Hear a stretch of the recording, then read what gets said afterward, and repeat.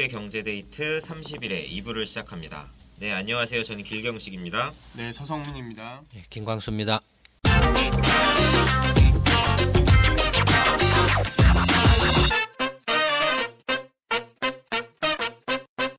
네, 2부에서는 바로 오늘 이야기 시작하도록 하겠습니다. 오늘 어떤 이야기 하나요? 이제 한국과 중국 양국이 이제 지난 20일 외교장관 회담을 했는데요. 12월 중순경에 문재인 대통령 국빈 방중을 추진하기로 이제 합의했다고 합니다. 근데 지금 이제 중국의 관영 매체, 한국시보 같은 그런 언론들이 지금 이제 문재인 대통령 방중을 앞두고 이제 사드 문제, 그 삼불 정책 이야기를 계속 거론하면서 이제 우리나라 정부 보고 약속을 이행하라는 식으로 이제 계속 압박을 가하는 그런 뉴스들이 나오고 있는데요. 정작 이제 중국 정부보다는 이제 관영 매체들 쪽에서 이제 목소리가 이렇게 계속 나오는 것 같아요. 그래서 이제 그때도 이제 관영 매체들도 얘기가 나오고 이제 중국의 이제 그런 그 장관 회담에서도 얘기가 나오고, 그래서 어떤 얘기가 나오고 있냐면 그 한국시보에서 이제 한국이 삼불 약속을 지키지 않으면 한국과 중국의 관계가 낮은 단계로 꼰두박칠 것이다. 또 양국 신뢰 관계가 치명타를 입을 것이다. 이렇게 주장을 하고 있어요. 그래서 이제 이 사드 문제가 이제 북핵 문제와 중국과 한국의 경제 관계 회복 등 주요 이슈와 함께 이제 문재인 대통령 방중 기간 동안에 이제 핵심 이슈가 될 것이다. 지금 이렇게 지금 전망을 하고 있는데, 이제 한국의 지금 외교 당국에서는 이제 이 사드 문제가 이렇게 불거지는 거를 이제 굉장히 지금 곤혹스러워하는 이제 그런 곤혹스러워하는. 전 잘 이해가 안 되는 게요. 네. 삼불이라는 게 당장 뭘 하는 게 아니잖아요. 뭐 사드 추가 배치 안 하고 뭐 이렇게 군사 동맹 수준으로 발전하지 않고 당장 뭘 하는 게 아닌데 뭘 이행하라고 자꾸 이야기하는 건지. 아니, 그 약속을 지켜라라는 거죠. 이제 근데 이게 지금 예, 지난번에도 잠깐 그 이야기를 했던 것 같은데요. 이번에 이제 그 트럼프 대통령이 이제 한중일 삼국 순방하고 이제 필리핀, 베트남, 네. 그다음에 그 에이펙 정상회담 하고 갔죠. 네. 베트남에서. 근데 이제 지금 이제 시진핑 이제 주석이 이제 지난 이제 10월달에 19차 공산당 전당대회에서 이제 자기 권력 기반을 강화를 해가지고 이제 집권 2기가 시작이 됐죠. 네. 그래서 거의 이제 시진핑의 그 주석의 이제 그 뭐 세력이라 할까, 뭐로서 이제 그 포진을 다 시켜놓고 이제 그 2기를 시작을 하는데, 이제 시진핑 정부 집권 2기의 이제 핵심 과제는 국내적으로는 이제 2020년까지 그 100년 두 개 100년의 목표, 샤오캉 사회의 건설을 실현을 이렇게 하는 거죠. 그러니까 이제 말하자면 경제 성장을 안정적으로 계속 유지를 한다라는, 이렇게 해야 된다라는 것이 하나 있고, 또 이제 대외적으로는 이제 미국하고의 G2 관계를 좀 형성을 하고 싶다라는 게 이제 시진핑 주석의 이제 목표죠. 그래서 이제 근데 거기에 대해서 이제 일본 아베 총리가 중국의 이제 대외적인 G2 전략에 대해서 강력하게 조금 견제를 하려고 하고 있죠. 지난번에 얘기하셨던 그 자유롭고 개방된 인도 태평양 전략. 그래서 이제 인도하고 호주하고 일본하고 미국을 연결해서 그 이제 태평양과 인도양을 어느 누구도 이렇게 점유하지 않고 누구든지 자유롭게 이렇게 통행하고 항행을 할 수 있는 그런 열린 공간으로 하자라는 데 그런 거죠. 그러니까 이건 뭐냐면 중국의 이제 그 동중국의 남중국의 이제 이른바 구단선에 대한 견제죠. 구단선에 대한 견제인과 동시에 일종의 보면은 중국을 봉쇄하는 거죠. 근데 이게 말은 이제 그 아베 총리가 꺼냈지만 이걸 트럼프 대통령이 받았어요. 네. 이걸 받았어요. 받아가지고 저번에 그 베트남에서 열린 에이펙 정상회담에서 공식으로 선언했어요. 트럼프 대통령이. 네. 이게 자유롭고 열린 태평양 인도 전략 추진하겠다라고 공식적으로 선언을 했어요. 이전에는 아시아 태평양 얘기를 그 두 단어였는데 지금 이제 인도가 들어가서 인도 태평양 네. 집중적으로 사용하더라고요. 그러니까 인도를 넣은 그 이유가 뭐냐면 지금 이제 시진핑 주석의 이제 G2 전략이 이제 두 가지인데 하나는 이제 현실적으로 이제 이 구단선의 문제, 영유권의 문제, 남중계 동중국의 어떤 이제 그러니까 영유권의 문제가 하나 있고 그 이제 국제법적으로는 이미 사법재판소에서 이제 중국의 영유권을 인정하지 않는 걸로 이런 판결은 나 있죠. 네. 그러니까 일단은 명분은 있어요. 이쪽 미국이나 일본이나 이쪽 그 서방 진영 입장에서 보면 국제적인 명분은 있어요. 근데 이제 그 또 하나는 뭐냐면 이제 중국 1대1로 전략이에요.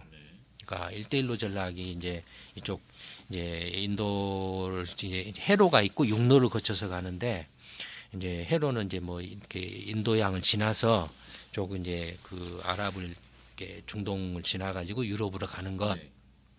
육로는 이제 저쪽 위쪽 네. 이제 지나서 가는 것. 뭐 이런 이제 두 가지 루트인데 그 두 가지 루트에 걸려 있는 게 인도예요. 위아래로 다. 예. 인도를 막으면은 1대1로가 막혀요. 근데 또 그 기묘하게도 인도하고 중국이 사이가 안 좋아요. 영토 분쟁도 하고. 예, 국경 분쟁이. 얼마 전에도 그 싸울 뻔했잖아요. 네, 국경선에서 또 분쟁이 좀 있었더라고요. 그러니까 그걸 엮은 거예요. 근데 어쨌든 그게 이제 뭐 아베 총리가 제안을 했든 어쨌든 간에 공식적으로 미국 트럼프 대통령이 그걸 받아서 이제 그걸 이렇게 하겠다라고 선언을 이제 전략으로 미국의 이제 전략으로 이렇게 선언을 한 거예요. 거기에 대해서 이제 그 문재인 정부가 입장을 표명을 사실은 해야 되는 거예요. 이미 안 한다고. 아니 근데 그건 이제 또 별개의 문제. 말고 또 다른. 네. 그건 이제 그 태평양 인도 전략이기 때문에 네. 이건 이제 근데 그 추가 사드 배치 안 하고 한미일 군사 동맹 삼각 동맹에 참여 안 하고 뭐 이런 이제 MD에 참여 안 하고 네. 이게 한다라는 건데 근데 MD 계획이라는 게 뭐 이렇게 그 사실은 이제 그 자체 그 미사일 이제 방어 전략이잖아요. 근데 미사일 방어 전략이라는 게 사실은 뭡니까 이게 인도하고 호주하고 이렇게 그 일본하고를 연결해서 딱 방어선을 쳐놓고 뭔가가 날라오면은 MD로 맞춰서 던지면 다 엮여 있는 거죠 사실은 네. 엮여 있는 거죠.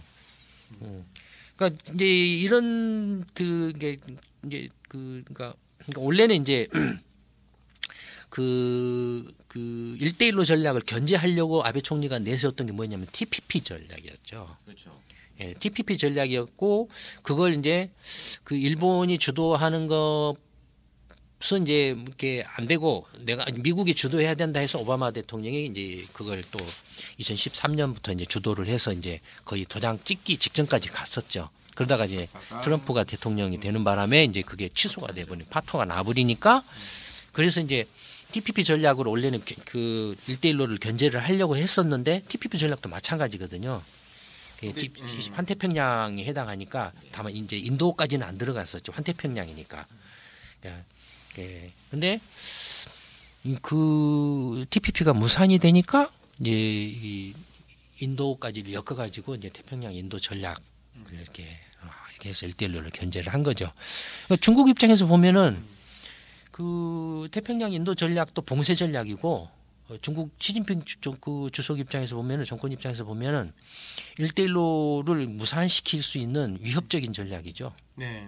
일본은 그 1대1로에 맞서서 아시아 아프리카 성장 회람 사업 뭐 이런 거도 추진했다고 네, 뭐 지금 이것저것 막 하고 있어요. 이제 이렇게 그 개헌도 하고 있고 개헌도 추진하고 있고 이제 자체 방어력을 강화하려고 자주적으로 한미 미일 군사 동맹 뿐만이 아니라 미일 군사 동맹 미국이 이제 자꾸 크게 왔다 갔다 한다 이거예요. 정권이 바뀌고 뭐 하는 것에 따라서 믿을 수가 없다. 이제 자체적으로 이제 일본 독자적으로 이렇게 자주국방 태세를 갖춰야 된다. 그렇게 하기 위해서는 지금의 그 헌법을 바꾸지 않으면 안 된다. 그래서 개헌도 추진하고 또 한편으로는 이제 군사 무기 개발도 지금 이제 그 전투기 개발이라든지 네. 미사일 개발이라든지 이런 것도 이제 영국하고 이제 공동 개발하는 약진 미국이랑 안 하고요. 예, 영국하고 공동 개발 이렇게 최근에 이제 합의를 했어요. 네. 예, 하고 그다음에 어쨌든 간에 지금 그 패권을 보면 이제 미소 냉전 때에는 이제 군사적인 어떤 그 이제 무기로서 이제 패권을 이렇게 겨뤘죠. 네. 근데 결국에는 그 군사적인 무기 경쟁도 결국에는 승패를 가른 건 누가 더 핵무기가 많느냐 더 그 무서운 핵무기가 있느냐가 아니라 경제력이었죠. 누구랑 더 경제랑 이렇게 끈끈하게 예, 경제력이었어요. 경제력에서 격차가 팍 나버리니까 이게 승패가 나버린 거예요. 그다음에 그 미국의 패권이 유지된 것도 미국이 일본이든 한국이든 대만이든 뭐 이게 아세안 국가든 어디든 간에 다 받아준 거예요. 이렇게 적자를 무역 적자를 이렇게 감내하면서 다 받아준 거예요.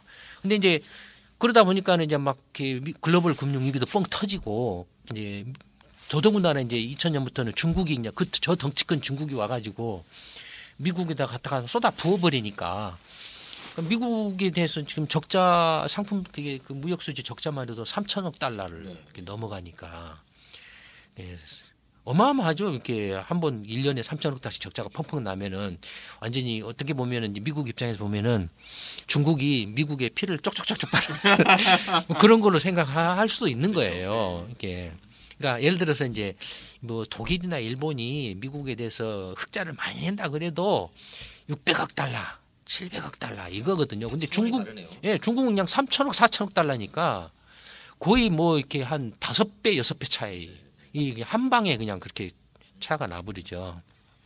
그러니까 이제 더 이상 이제 그 미국이 받아주기가 힘들다. 그래서 어떻게 좀 이제 이걸 고쳐야 된다라고 이제 이야기가 이미 2008년 이제 글로벌 금융 위기 때부터 네, 이제 네. 나왔던 거고 그래서 거기에 대해서 이제 논란 갑론을박이 많이 있었어요. 예. 그러니까 사실은 지금 이제 시진핑 정부 입장에서 시진핑 주석 입장에서 가장 지금 문제 그 위협이 뭐냐면 그거 틀어막아 버리는 거예요. 미국이 봉쇄하는 거예요, 중국을 무역 적자를 용인 안 해주는 거예요. 경제적으로. 예, 그럼 경제적 타격이 엄청나게 커요. 그러면 보호무역으로 가자는 얘기인가? 이미 아니 지금 그렇게 중국이랑 하고 미국은 있죠, 트럼프가.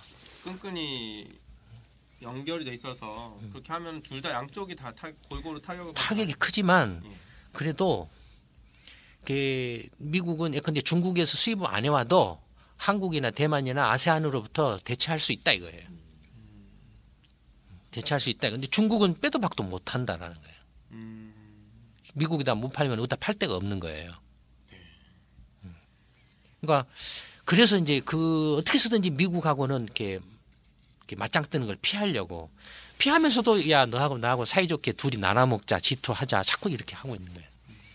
그래서 그런지 그러니까, 그 미국이 20일 날 지금 북한을 테러 지원국으로 재지정을 했잖아요.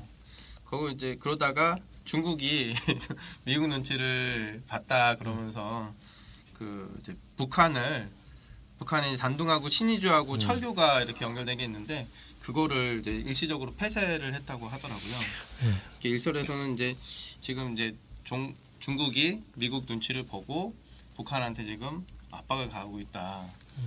근데 지금은 그 트럼프 정부의 입장은 네. 어떻게 해서든지 미국하고는 이렇게 충돌 안 하려고 하는 시진핑 전략이에요. 정부. 예. 어쨌든 어떻게 해서든 간에 충돌을 안 하려고 해요. 안 하려고 하면서 미국이 좀 비율을 맞춰주면서 어쨌든 그 이렇게 미국하고 둘이 나눠 먹자. 네. 그걸 어떻게 해서 이제 끌어내느냐 이게 초점이 가 있어요. 이것도 그렇고 저는 이게 지금 미국도 그렇고 중국도 그렇고 지금 막 북한을 압박을 하고 있잖아요. 그리고 이제 또 이번에 이제 중국 특사가 김정은을 만나려고 했는데 못 만나고 후대접을 받고 다시 돌아갔다는 얘기도 있고 그리고 또 12월 4일 날 이제 우리나라랑 미국이랑 이제 공군 훈련이 있다고 해요. 12월 4일. 네. 그런 거 보면 북한이 조만간에 또 벼랑끝 외교전술로 미사일 막 날리지 않을까 뭐 이런 너무 몰아붙인다는 느낌이 들어가지고. 근데 지금 네. 그 어쨌든 이제 중국 입장에서 보면 그 북한 달래기랄까 북한을 압박을 한다 할까 하는 것은 그냥 네.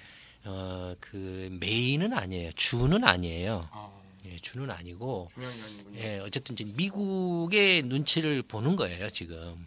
미국의 눈치를 보는 거고 거기에 이제 그 중국 이제 시진핑 정부 입장에서도 미국의 눈치를 조금 비율을 이렇게 상하지 않게 해야 되는 상황인데 북한의 김정은 정권이 그걸 말을 잘 안 듣는다 그걸 이렇게 그러니까 같이 좀 이렇게 장단을 맞춰주면 훨씬 더 좀 부담이 덜한데 이게 장단을 잘 안 맞춰주려고 한다 이거예요. 북한도 그걸 알고 북한도 그걸 알고 그냥 더 레버리지 극대화시키는 근데 거 아닌가요?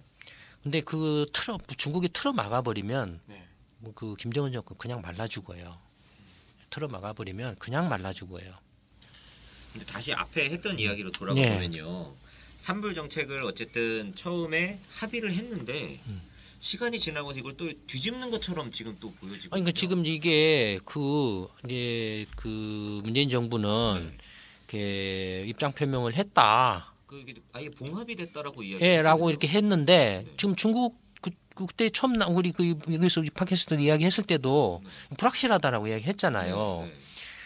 그러니까 그 중국 입장에서도 지금 지금 상황이 돌아가는 상황이 분명히 지금 트럼프 대통령이 그 태평양 인도 전략을 선언을 했고 압박을 계속 가하고 있고 하기 때문에 한국에 대해서도 이제 압력이 들어갈 거라 이거예요. 너 어떻게 할 거야라고 물어볼 거라 이거예요. 네. 그때 그러면은 예를 들어서 이제 여기 태평양 인도양 전략에 들어갈 거냐 이거예요. 그다음에 그 한미 군사 동맹이고 미일 군사 동맹인데 일본하고는 군사 동맹을 체결 안 한다라는 게 안 할 수는 있죠. 뭐 굳이 군사 동맹 체결할 필요도 없고 사실은. 네. 그렇지만은 현실적으로는 미국을 큰형님 내지는 대장으로 해서 밑에 똘마니 둘이가 붙어 있는 거예요. 네, 네. 그렇죠. 똘마니 붙어 있는 거예요. 그러니까 큰형님이 나서서 싸운다라는데 똘마니들이 안 따라갈 수 있냐 이거예요. 그러니까 그게 공식적으로 이렇게 삼각 동맹이라고 이렇게 사인을 안 했다고 해도 실질적으로는 모양새는 그렇죠. 이미 지금 군사 훈련도 같이 하고 있어요. 네. 이 정보 교류도 지금 하고 있고. 얼마 전에 갱신했다 그러더라고요. 예, 어쨌든 간에 현실적으로 그 북한에 대한 어떤 감시망이나 이런 것을 지금 한국 자체 독자적으로는 이렇게 힘드니까 어쨌든 미국이나 일본의 어떤 그런 것과 이렇게 공조를 해서 정보 교류를 서로 주고받아서 이렇게 할 수밖에 없을. 그다음에 뭐 이런 이야기는 제가 안 하려고 하는데 그 자주국방은 진짜로 그 비현실적인 이상론에 가까워요. 혼자서 모든 걸 다. 예. 지금 상황 지금 또 자주국방이라는 게 그러니까 그 일단은 기술적으로도 불가능하고 무기 개발 능력이 안 되죠. 그리고 사실 미국도 혼자 하는 건 아니잖아요. 그렇죠. 자주국방을 예. 해도. 그러니까 기술적으로도 안 되고 그다음에 비용 면에서도 감당을 못 하고 그다음에 그 안보 외교라는 안보라는 면에 있어서도 가장 비효율적인 방식이에요. 어쨌든 간에 서로 편을 짜서 하게 되면 비용도 적게 들고 그러면서도 효과는 크고 네. 역할 분담이 가능하고 우리가 할 수 없는 어떤 것들을 갖다가 어떻게 활용할 수 오히려 그런 지혜가 더 중요하죠. 그러니까 이 안보 특히 안보 문제에서 이념을 막 가지고 또 휘둘러 버리면 위험해요. 근데 이렇게 중국에서 삼불 정책 관련해서 이견이 계속 나오는 게 다른 한편에서는 중국 내부의 외교 라인 쪽에서는 이거를 어떤 서로 한국하고 조율하는 거에 합의를 했는데 군부를 비롯한 안보 라인 쪽에서 이게 너무 중국이 쉽게 한국하고 협상을 해줘서 중국이 피해를 보는 거 아니냐라고 중국 내부의 갈등이 이제 우리나라한테 표출되고 있는 거다라고 또 이야기하는 사람도 있더라고요. 그건 뭐 그런 뭐 이야기도 있을 수 있지만 어쨌든 간에 지금 저번에 이제 시진핑 그 주석이 19차 전당대회를 통해서 이제 그 양쪽을 다 잡았거든요. 공산당도 잡고 군권도 잡고 전부 잡았기 때문에 그건 그렇게 뭐 이렇게 뭐 또 그게 사실이라도 하더라도 그건 그렇게 중요한 이야기는 아니에요. 근데 어쨌든 간에 그 시진핑 정부 입장에서는 어쨌든 간에 지금 하나라도 뛰어나야 되는 입장에 있죠. 이 봉쇄. 예, 봉쇄 어떤 식으로든 어떤 형태든지 간에 하나라도 뛰어야 되는 입장에 있고, 그다음에 어쨌든 간에 또 그 한국에 대해서는, 일본에 대해서는 중국이 막상 어떤 경제적인 압박을 가한다라고 그래서 일본은 왜냐하면은 그 전체 GDP에서 수출 교역비 차지하는 비중이 10%밖에 안 돼요. 내수가 오히려. 예, 10%. 그러니까 규모는 크지만, 그러니까 거의 일본의 그 교역 규모하고 한국의 교역 규모가 거의 비슷해요. 그러니까 한국은 GDP에서 교역이 차지하는 비중이 거의 100%를 넘고 있는데, 수출을 하면 예, 일본은 10% 정도밖에 안 돼요. 그러니까 어떤 그 통상 압박을 가한다라고 그래서 일본이 그것 때문에 막 이렇게 휘청거리거나 뭐 하거나 하지는 않아요. 사실 2013년부터 계속 버티고 있는 거잖아요, 지금. 예, 예. 그러니까 물론 이제 그 중국이나 일본 입장에서도 서로 이제 중국 입장에서도 일본의 기술이 필요하고, 그렇죠. 그래서 어떻게 해서든지 좀 이렇게 기술적인 면에서 이제 좀 이렇게 이전을 받고 싶고 하기 때문에 경제적인 또 교류는 계속 또 하고 싶고 뭐 이런 거죠. 근데 한국 경우에는 이제 얼마든지 지금 현재 상황에서는 그 중국하고의 이제 한국이 중국에 대한 의존도가 굉장히 높기 때문에 이건 흔들 수 있다 이거예요. 예, 흔들 수 있고, 한편으로는 또 중국 경제 입장에서 보면은 한국하고 경제적으로 약간 틀어진다고 해도 그거는 미미하기 때문에, 극복 가능하다. 예, 미미하기 때문에 큰 문제가 안 된다라고 보는 거예요. 그러니까 중국 입장에서는 아주 그냥 쓰기 좋은 카드인 거예요. 심심할 때 그냥 한 대씩. 예, 예, 카드인 거예요. 예, 그런 카드를 스스로 갖다 이제 바친 거죠. 예, 바친 거죠. 그래서 이렇게 그 외교적으로 그 삼불 정책 계속 이행하라고 얘기를 하면서도 막상 이제 사드 보복 조치, 사드 발표 있었던 그 전에 보복 조치를 철회하는 거는 굉장히 미온적이라고. 아니, 지금 하는데요. 그 불확실하다고 처음부터 불확실하다고 이야기를 했잖아요. 그러니까 그게 카드를 예를 들어서 풀어줬다가 다시 또 옥죄고 풀어줬다가 옥죄고 하면은 뭐 똥기 훈련시키는 것도 아니고. 진짜 지금은 그런 일이 벌어지는 것 같아요. 예. 관광이나 그러니까 왜 이런 것을 이제 스스로 가서 사서 이렇게 하냐 이거죠. 사서 하냐 이거죠. 물론 이제 중국하고의 관계를 개선하려고 노력하는 건 필요해요. 중요하고 개선을 해야 되고, 그러나 그것도 큰 이렇게 판세가 이렇게 어떻게 움직이고 있고 어떤 맥락으로 흘러가고 있는가를 잘 봐야 되죠. 잘 봐야 되죠. 그러니까 중국하고 어떻게 좀 뒷문으로 가가지고 서로 이렇게 인맥을 통해서 뭘 해보려고 하고 어떻게 웃기는 소리예요. 그게 웃기는 소리예요. 말이 안 되는 소리예요. 그러니까 지금은 저번에 말씀드렸던 것처럼 지금 이제 미국 입장에서는 이제 그 문재인 정권이 좀 괘씸하게 보이죠. 중국도 괘씸하게 볼 것 같은데요. 네, 지금 이제 경우에 따라서 이제 그렇게 보이는 거죠. 네. 그러면 이제 미국 입장에서는 어떻게 하겠습니까? 계속 또 압박을 가할 거예요, 문재인 정권에 대해서. 압박을 누구 가할 거예요. 편인지 밝히라고 계속. 예, 그 누구 편인지 밝혀라. 그다음에 또 뭘 할까요? 경제적으로도. 예, 지금 통상 압력 가하죠 지금. 아니 한미 FTA 어쩌고저쩌고 하잖아요. 재협상하면서 예, 접촉을 하는데 그 한미 FTA 이렇게 하면서 이렇게 하고 FTA 관계 없이 그냥 계속 통상 압력을 가하면 되는 거예요. 근데 가하고 있고 지금 현재. 그러니까 양쪽에서 얻어맞고 있는 거예요 지금 사서.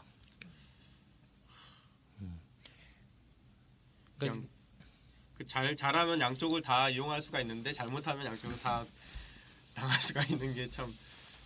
힘이 없으면은 그 힘이 없는 상태에서 힘센 쪽에 가서 이렇게 하면은 너 이렇게 양다리 끼고 있어 뭐야 하고 이렇게 두드러 맞잖아요. 네. 그러니까 예. 그리고 현실적으로는 일단은 그 안보가 우선이죠. 그다음에 그 중국하고의 경제적인 교류 관계도 크지만 그러나 어떤 중국하고 간에 어떤 안보면에 있어서 마찰이나 갈등이 있더라도 경제 교류가 다 끊어지는 건 아니에요. 그럼요. 지금도 사실은 중국하고 교역이 그 늘어나고 있어요. 어떻게 중국이 어쩔 수 없이 안 사면 안 되는 것들이 있어요. 그다음에 물론 이제 그 시간이 지나면서 점점 더 그 압박으로 이제 그런 것들이 좀 위축될 수도 있겠지만, 그러나 역으로 그렇게 하면 또 중국도 그만큼 반대로 그만큼의 피해가 나요. 그렇죠. 뭐 한국 기업이 투자한 거 투자하지 말라라고 막으면은 중국에 일자리 안 생겨나는 거고, 그렇죠. 그다음에 중국 경제도 그만큼 줄어드는 거고, 그다음에 한국에서 싼 물건 이렇게 수입해 오지 않으면 일본이나 다른 나라에서 비싼 물건 수입해 와야 되고, 그만큼 손해가 나는 거예요. 양쪽이 쌍방이 같이 피해. 예.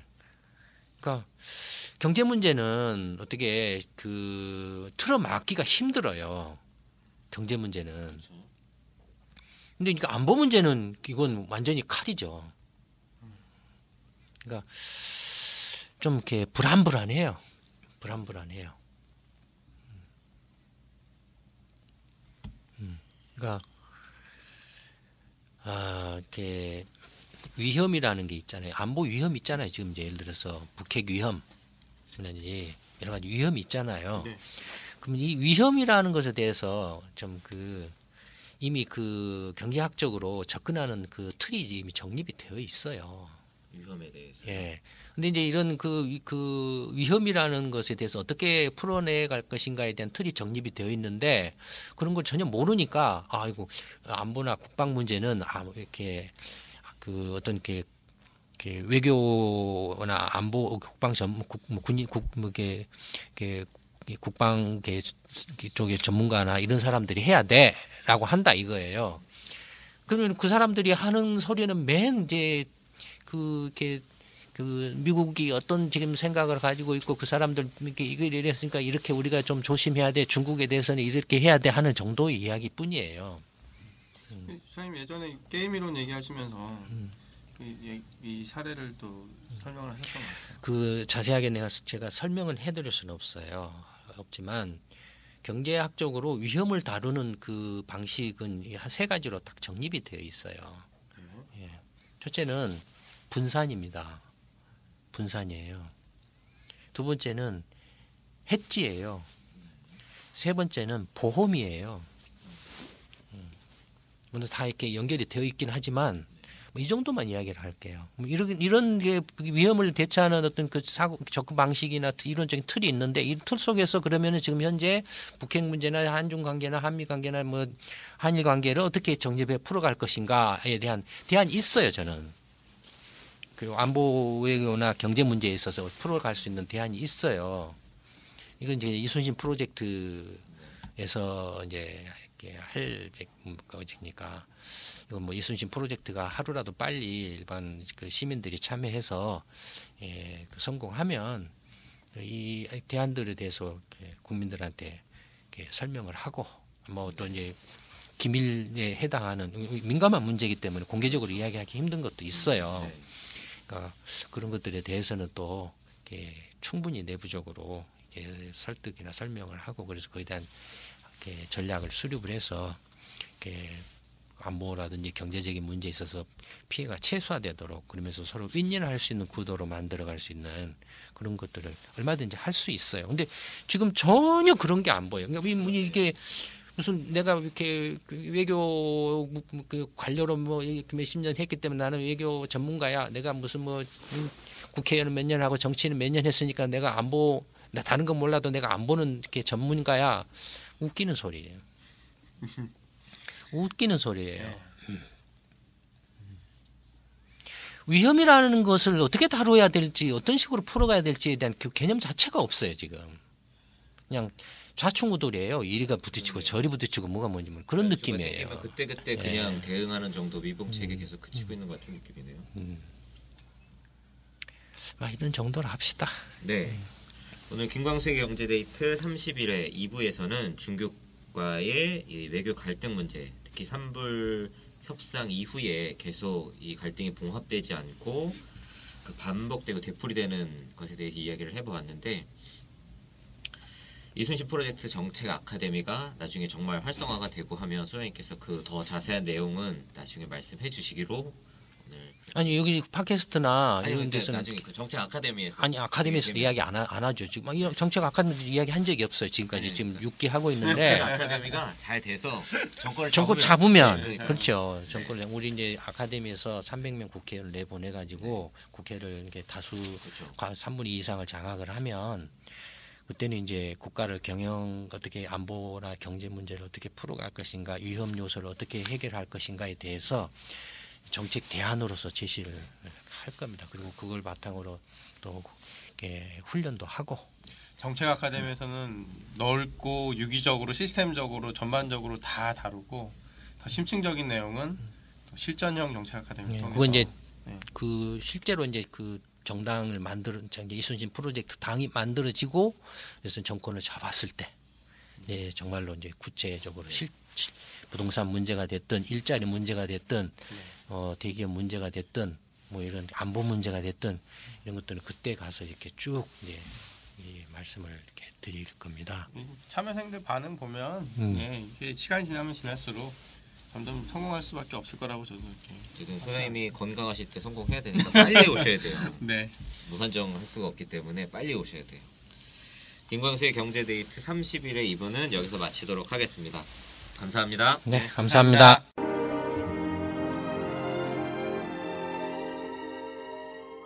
이순신 프로젝트 정책 아카데미는 평범한 직장인, 가정주부, 자영업자, 전문직 종사자, 교수, 대학생 등 다양한 분들이 함께하고 있습니다. 당신은 어떻게 이순신 프로젝트 정책 아카데미에 참여하게 되셨나요? 통영에서 공부방에 참여하고 있는 김은아입니다. 참여하게 된 이유는 거의 제가 또 다자녀를 키우고 있다 보니 일남 삼녀의 자녀를 키우고 있다 보니 그 아이들이 이 미래를 어떻게 이어갈 수 있을까, 잘 살 수 있을까, 그 아이들의 삶이 저희가 살았던 그 삶과 똑같은 삶을 살 수 있을까라는 의문점도 있었고요. 그래서 저희 아이들에 대한 미래를 어떻게 하면 좀 더 바꿔볼 수 있을지라는 의문점으로 제가 여기에 참여하게 되었는데요. 그래도 아직은 잘 모르겠습니다. 그렇지만 뭔가 다르다는 느낌은 알고 있고요. 그리고 지금 저희가 이 길을 가는데 정말 많은 인원들이 필요하지만 그 인원들이 이제 이렇게 모이다 보면 이렇게 계단을 올라가려면 첫 계단을 올라가고 두째 계단을 올라가듯이 지금 아직까지는 첫 계단을 올라가는 단계라고 생각을 하고요. 저희 아이들의 미래가 이순신 프로젝트를 통해서 좀 더 밝은 미래를 주지 않을까라는 기대감이 큽니다.